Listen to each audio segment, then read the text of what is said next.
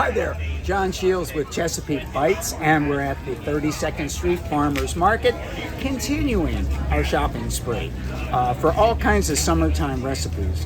But we had to get over to Browne's Bloom and Andy's Eggs to get some of your prime ingredients for all the kinds of things we're making. We're going to have a zucchini bread, and we're going to have some lovely eggs that are fresh and local, and milk from Browne's Bloom Dairy. So you can't get better. I'll get this. I'll meet you in the kitchen and we'll start cooking. We're still at the farmer's market, still shopping, and I'm getting some gorgeous stripy zucchini right from Glenville Hollow Farms. And this is going to make an amazing zucchini bread for Miss Molly. Meet you in the kitchen. It's magic. We're back in the kitchen. And I have these beautiful stripy zucchinis. It's the summertime. When we get to summertime, there's zucchini everywhere. You never know quite what to do it. Well, we're going to do something with Miss Molly's zucchini bread. And Miss Molly, Molly is the daughter of a friend of mine, actually my cousin-in-law, over in Ballymore in Ireland. So this is the recipe from Ireland, but Chesapeake style. You ready? Okay, let's go. Hi there, welcome to Chesapeake Bites. I'm Chef John Shields, founder of Our Common Table. Join us as we travel around the bay, taking tasty bites of all that Chesapeake has to offer.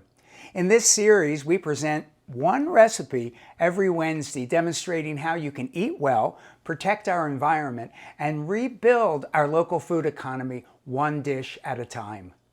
So you saw we were over at Andy's Eggs. We got some beautiful, lovely, fluffy eggs. And then we're going to put, we don't want to put a lot of sugar in. So this is 2 loaves, and we're putting just about 2/3 of a cup of sugar for 2 loaves of bread. Now the recipe says to use white sugar. I happen to like a little bit of both, so I mixed it with white sugar and brown sugar. And then we're going to do some vegetable oil, just plain vegetable or canola oil is always very, very nice. And stir that right there. So I'm going to stir this just for a minute so that those eggs kind of fluff up a little bit and we have a very light zucchini bread. Now we have our batter all nice and light and fluffy, and we're going to get these striped zucchini. I like them. They're kind of cool looking, and I've been doing a little grating. I'll show you. It's just, I usually use the coarse grater for this. You don't want it to be too fine. And just quick coarse grate. And we have about 2 cups of the zucchini. All right, ready, set, go. Going to fluff that right in there. There we go. Nothing to it. Now, probably if you were over in Ireland, or if you were like in the old country and you saw me doing that, you'd say, holy mother of God, he didn't put any milk in it. Well, there is no milk in it. The only liquid that we have in the zucchini bread actually is the oil, the egg, and the zucchini. I didn't strain the zucchini and I didn't wring it out. It has a lot of moisture in it. So that's where we're going to get the whole thing going. Okay, I'm just going to stir this around for about 1 minute so that everything comes together, and then we'll make it happen. Okay, now it's time for some flour. We didn't put any milk in, but we are going to put flour in for sure.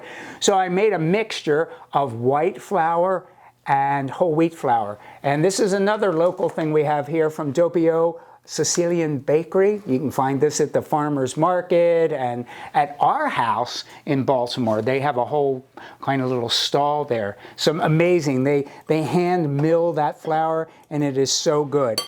Okay, so now I'm also going to throw in here 1 tablespoon, that's a lot, of cinnamon. So this has got a big cinnamon taste here.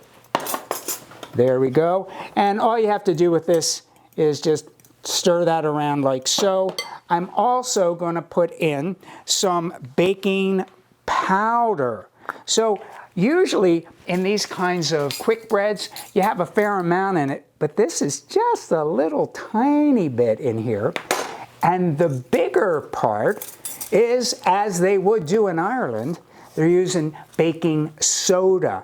It's kind of an Irish way of getting a very specific texture to your bread. So all right, so all we're going to do right now here is stir this around real quick, make everybody come together. I did put a pinch of salt in here as well. That helps give it some flavor, and it also helps a little bit with the rise. Okay, nothing too complicated with this. You don't have to do it in stages, just dump it in. And now what we need to do is, I'm going to stir this for about a minute, not too heavy, because if you stir too heavy, you're going to work up that gluten and you don't want a tough bread. So I'll just stir this gently for about a minute. All right, we have a lovely creamy batter here. It's not too thick, it's still a little loose, but don't worry, this is the way it's going to work. And then I have about half a cup of raisins I'm going to stir into there so lovingly.